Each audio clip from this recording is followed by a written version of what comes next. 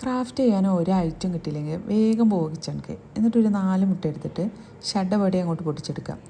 ഇനി അതിൻ്റെ മുട്ട വെച്ചിട്ട് നിങ്ങൾ ബുൾസൈ അടിച്ചോ. പിന്നെ അതിൻ്റെ തോടുണ്ടല്ലോ, അത് കളയാൻ നിൽക്കട്ടോ. അതെടുത്തിട്ട് ഇതുപോലെ റൗണ്ടിൽ കട്ട് ചെയ്തെടുക്കാം. ഇനി ഒരു കാർഡ്ബോർഡ് പീസ് എടുത്തിട്ട് ഒരു വൈറ്റ് പേപ്പർ വെച്ചിട്ട് നന്നായിട്ടൊന്ന് കവർ ചെയ്ത് കൊടുക്കണേ. ഇനി ഒരു ബ്രഷ് പെൻ എടുത്തിട്ട് നമ്മൾക്കിതുപോലെ ചെടിയുടെ സ്റ്റെമ്മൊക്കെ ഒന്ന് വരച്ച് കൊടുക്കാം കേട്ടോ. ബ്രഷ് പെന്നില്ലെങ്കിൽ നിങ്ങളെ കയ്യിലുള്ള സ്കെച്ച് പെൻ എടുത്താലും മതി കേട്ടോ. ഇനി നമുക്കിതിൻ്റെ ലീഫൊക്കെ ഒന്ന് സെറ്റാക്കി കൊടുക്കാം. പിന്നെ അതിൻ്റെ ഉള്ളിലൊക്കെ ഒന്ന് ഫില്ല് ചെയ്ത് കൊടുക്കാം. ഇതിന് കുറച്ച് സമയം എടുക്കും കേട്ടോ. അപ്പോൾ ആ സമയം കൊണ്ട് നിങ്ങൾ ആ സബ്സ്ക്രൈബ് ബട്ടൺ ഒന്ന് അമർത്തണേ. ഞാനിത് കംപ്ലീറ്റ് ആക്കി എടുക്കാം.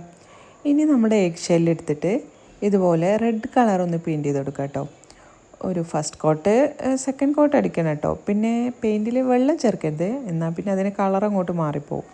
ഇതാവുമ്പോൾ നമുക്ക് കട്ട ചുവപ്പ് തന്നെ കിട്ടും. ഇനിയുള്ള പരിപാടി അതാണ് ഇതിൽ ഏറ്റവും സാറ്റിസ്ഫൈങ് ആയിട്ടുള്ളത് കേട്ടോ. ഓരോ ഷെല്ല് വെക്കുമ്പോഴും ഫ്രെയിമിന് അതിൻ്റേതായ ചേഞ്ചസ് വരുന്നുണ്ട് കേട്ടോ. ഓരോന്ന് കൂടുമ്പോഴും ഫ്രെയിമിന് ഭംഗി അടിപൊളിയായി വരുന്നുണ്ട്. അതുകൊണ്ട് തന്നെ അടുത്തത് വെക്കാനുള്ള ത്വരയാണ് നിങ്ങളിപ്പോൾ കണ്ടുകൊണ്ടിരിക്കുന്നത്.